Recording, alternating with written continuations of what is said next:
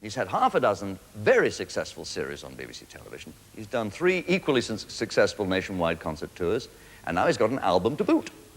Not that anybody but a very envious rival comedian would ever want to boot an album, which is called The Best of Kelly Monteith.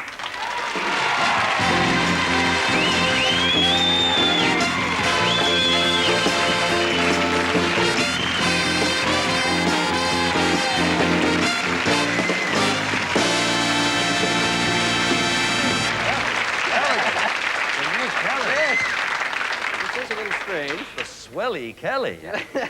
I have never seen you. Oh, yes, I did once in a sketch in your show, but I've never normally, you don't normally wear... No, actually, I don't. This is the first year I did a tour, and I decided I'd try this. It feels a little weird. I tied this myself, by the way. I'm very proud of that. Oh, you should be. It looks very neat. Of course, I started about 2 this afternoon. But I never felt comfortable in one before. I thought, what am I going to wear? Something different, something... I thought, how about a dinner jacket? I've never worked that way before. So to me, they're overalls. I've always worked in a dinner jacket for 30 years or more. Well, you feel comfortable then? I do, absolutely. I do this time. I think I know myself well enough now to know what to buy, because before I knew who I was, I never knew what kind of clothes to buy. What do you mean? Well, I just didn't know, inside I didn't know who I was, so consequently I was easy prey for salesmen, They could sell me anything. They'd see me coming, oh, here he comes! Hey, Lou, get out that crap that never sells, quick! Oh, and I'd buy it, buy a suit with a zipper in the back, Yes. Sure, this is right. Oh, yeah, that's how they're wearing them now. What about this extra sleeve? It'll press out. I bought a suit. This sounds silly. I bought a suit from a catalog once. You ever do that? Oh, no, never. Yeah, I saw it. It would look good, though. It looked good on the model. I'm going to stand up here. Because the model, there's never a wrinkle with those guys. And it was a very natural pose. He was standing like this. Of course, we all stand like that, hang around parties, talking to your friends. Hey, what's happening? How you doing? So it looked good. So I bought it, and I sent away for it, and gave my measurements, and they sent it back to the post, and I tried it on, see, and it looked good. As long as I stood like this. But when I straightened up, the right pant leg was about 6 inches shorter. They have rotten tailors. So I had to walk around like this, which is okay if you work on a shift. You filled 36 half hours with observations like these. I mean, they've all been solid comedy and absolutely marvelous. Yeah, and not only as the comedy star, but as an actor, which you undoubtedly are in the sketches, and as a creator, as a writer. How do you see yourself? Do you see yourself? I mean, what title do you give yourself? Entertainer? Do you call yourself? That's what I always put down on occupation, like on customs forms. I always go back to comedian, which it's a good word, I suppose. It probably best describes what I do. Comic, I don't mind. I've been called a comic. That's all right. Humorist, I never. No. Never fit. Or satirist was a little elite. No, they write written humor, not performing humor. Yeah. Buffoon, I never cared for too much. No, I wouldn't like that. It sounds like I'm not all there, you know what I mean? Well, how long you been a buffoon? Oh, well, my life, I guess.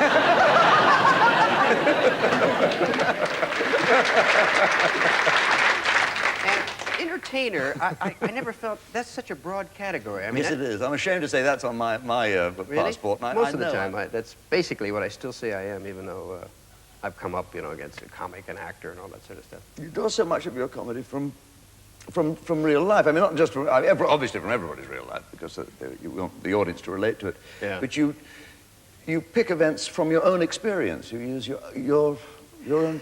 Yeah, I've been asked if all the shows that I do are really me. I think probably the most personal one was a show I did about divorce, because I was going through it. I hesitated to ask you. Yeah. I don't know whether you want to talk about it. Oh, no, it didn't bother me. In fact, it was a good way to approach it, because I know a lot of people have been through it, and I wanted to talk about it, because it took me a long time to get married anyway, for one thing, because I had to learn how to compromise, because for the longest time I always wanted to find a woman that liked to do what I like to do, but I never could find a woman that liked to drink and chase women.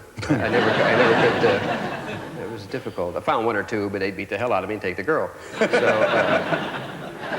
when I finally did it, and I was going through that, the trauma of moving out is what I approached, because it was traumatic moving out. The worst part about it, sounds strange, I know, but I had to move out in front of the dog, see?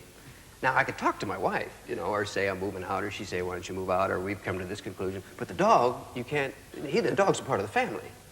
And he watched me move out, and he knew, he watched me say, You're taking all your stuff. I haven't pooped on the floor in months. Because he knew, see? Because I know they're not intelligent animals. I mean, I've read that someplace. They're real low on the list of animal intelligence, which you really don't have to read. You can tell that by the way they greet each other. You observe that little ritual, you got to figure any thinking animal has got to come up with some other way to say hello. You know, let's bow or shake hands. That's oh, no, that's a little personal. Yeah, wouldn't even do that to myself. So, he thinks, you see, because that's how actually dogs probably, they probably communicate through scent. They have a real strong sense of well, they've developed, highly developed sense of scent. Right, which is why, excuse my saying so, I read the other day, you were reading about dogs. Dogs' noses are wet because it increases their ability to smell. Really? Yeah, they can take in the scent of things much quicker because they have cold, wet noses. I do. See, I always felt sorry for dogs when they got sick because, as you well know, if they're well, I suppose that's why, then their nose is cold and wet. But if they're sick, it's warm. That's right, yeah. And they're smart because if they don't feel well, they'll go off in a corner and say, leave me alone, I don't feel well. But you got to put yourself in a dog's place. If you don't feel good, you got a headache, or you got a stomach ache, you got the flu. You just want to be left alone. And every couple of minutes, somebody walks up. Oh, what's wrong with Rex? He doesn't look well. His nose is warm. Hi, Mary, is it me or is it the dog? Oh, let me check. You're right, his nose is warm. Kids come home. Daddy, Rex's nose is warm. It sure is. It's still warm. Neighbors come. Oh, what's wrong with the dog? His nose is warm. The dog's gonna leave me alone. Take me to the vet. So you take him to the vet, and the vet says, oh, his nose is warm. I better take his temperature.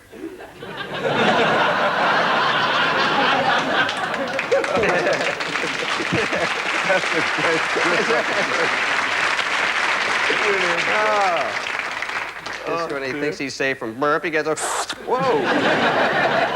Let me alone. Let me eat some grass and throw up. I'll be fine, I swear. It's straight out of a cartoon, that dog's nose that you're popping there. Burp. It's a wonderful noise, wonderful image. And as you say, when there's a domestic breakup, there's more than you and the wife and the children involved. There could be all there's the dog. And there's that saying you should never go to bed angry.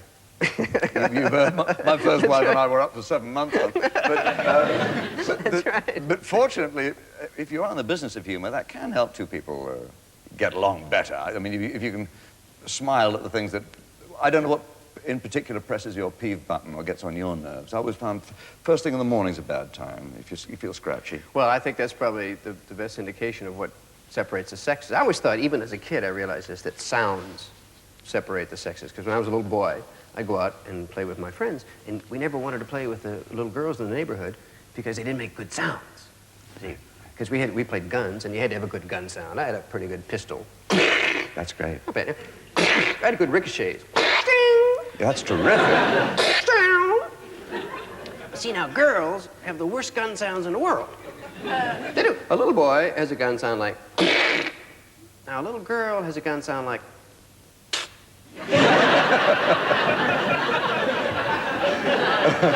I'd go outside and play with my sister. She's about a year older, and my guns would be blazing.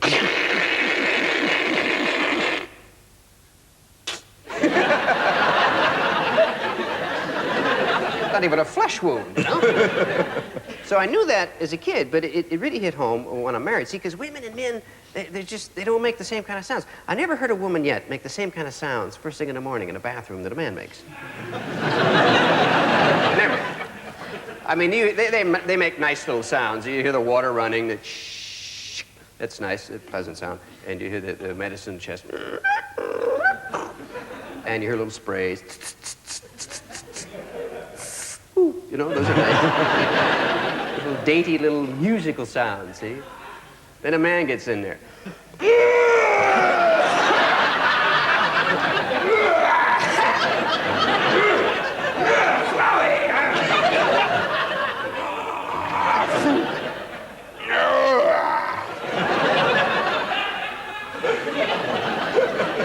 Like an African watering hole in there.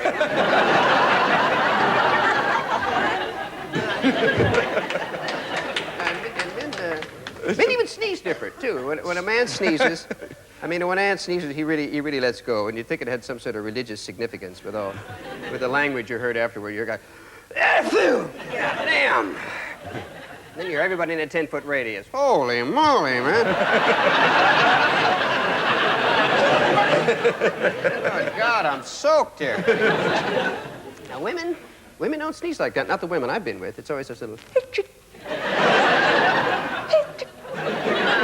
And I figured that's a lot of pressure to hold back, see? And I know there's pressure because they always go up on their toes when they do it. They go... I see that, and I figure any minute she's gonna blow. What happened here? I don't know, officer. A woman went up on her toes and then blew up. I don't know. Disgusting. So I figure, let it out, because to me it's like a celebration, because it's awful when it doesn't come out, you know, when you're... Oh, that is the worst. Oh. A suppressed sneeze, trying to get out, trying to escape. It's when your body says, okay, we're gonna sneeze. Because that's a decision your body makes independently of you, really. You have no choice in the matter. True. It's like when your body says, okay, we're gonna throw up. And you say, oh, no, we're not. Well, bull, you're gonna toss your cookies, I guarantee you. It's the same with the sneeze. And to me, it sort of starts in here in the midsection, and it starts to build this volcanic pressure up, you see. And then it starts to rise. Now, as it starts to rise, then the heart starts pumping a little faster, and blood starts going through the veins a little quicker. Now, by the time it gets up to the chest, then your face starts to prepare. Now, there again, it's involuntary. You can't stop it. Your mouth just drops open, see? And your nose wrinkles up real weird, right? And then your eyes close, so you don't see who you're going to hit. And now it gets up, and it gets up, and it gets up, and it's higher, and it's higher, and you're all ready to go, see? And then it stops. Now you gotta hang around with this stupid look on your face. Then your friends don't know what the hell, you know. What is your heart? What, are you having a stroke? Say something. And you say, no, and you wave them away and turn off, you know, because you're trying to concentrate, you know, and focusing on that feeling. Because it's kind of like sex. Once you start, you have got to finish. Because you don't know what terrible thing's going to happen to your body if you don't. You know, your heart's in there. You know, I've been pumping my buns off for nothing. I quit. There you are, just hanging around, just waiting for your body to make up its mind. Huh? And your body's in there going, well, shall we sneeze or what? Nah, let's really surprise him. Let's fart.